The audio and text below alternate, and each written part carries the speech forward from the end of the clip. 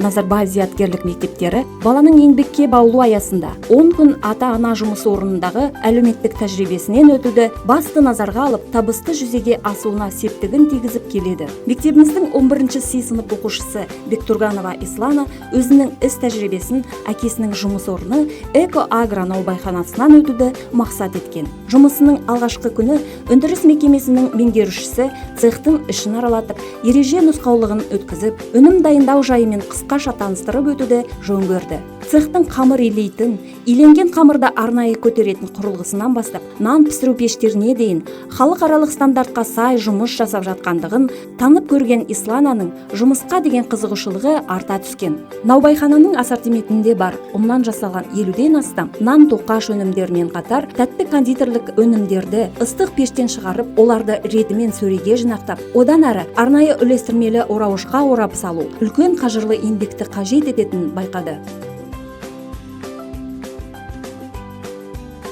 Денсаулықтың қадірін білемін десеңіз, алдымен тісіңізді күтіңіз деген қағиданы ұстанған 11-ші И сынып оқушысы Молдаханова Айгерім өз анасының жеке тіс емдеу емханасында 10 күн жұмыс тәжірибесінен өтті. Әр адамның тіс дертіне араша түсіп, жанға дауа болып жататын тіс дәрігері Айгерімнің анасы алғашқы күнде емхана жұмысымен таныстырудан бастады. Емханадағы қолданылатын түрлі приборлар, дезинфекциялау құралдары, қолданылатын түрлі дәрі-дәрмектер тізімі көрсетіліп таныстырылды. Тәжірибеден өту барысында Айгерім тіс гигиенасын қалай сақтау қажет, ауыз қуысы аурулардың болдырмаудың жолдары, тістің зақымдануы неден болатыны сияқты сауалдардың жауабын іздеп, анасынан көріп үйренді. Қашанда тіс гигиенасын сақтап, жақсыдан үйреніп, жаманнан жиреніп отыруды жадымызда ұстансақ дейді Айгерім тәжірибе барысында түйгенінен.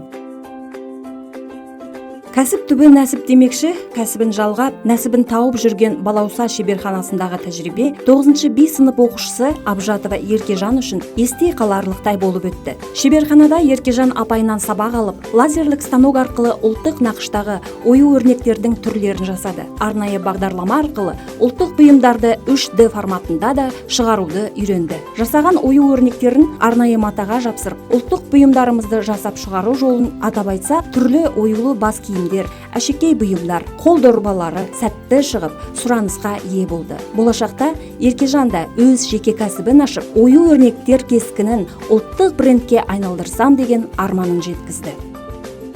Адамның денсаулығы өмір тіршілігінің ең басты шарты болып табылады. 11-ші Е сыныбының оқушылары Мұхамедханова Анель мен Таратынова Дарья осыған дәлел ретінде нөмірі 4-ші қалалық ауруханада тәжірибеден өтті. Ауруханада жұмыс жасайтын Эльвира Айтекеновна ұзақ жылдар осы мекемеде дәрігерлік қызмет атқарып келеді. Қазіргі уақыттағы заманауи аппараттар мекеменің соңғы үлгідегі құрал жабдықтармен жабдықталып, түрлі емдеу қондырғылары орнатылғанын көріп танысты. Жеке рентген бөлмесіндегі рентген сәулесін қолданылу ерекшелігімен денсаулықты қадағалау үшін жылына бір рет рентгенге түсіп отыруды жадында сақтады. Сонымен қатар, жүрек қан тамырлары ауруларын реттейтін, анықтайтын ультрадыбыстық зерттеу аппаратымен де танысып, науқастарға аппаратты қойып жүргізіп көрді. Тәжірибе өту барысында түрлі диагнозбен түскен науқастарды кездестіріп, қан қысымын өлшеуді, дер кезінде құжаттарын тіркеп, рәсімдеуді үйренді. Дәрігер болу біздің бала кезімізден ойлап жүрген арманымыз дейді Анель мен Дарья.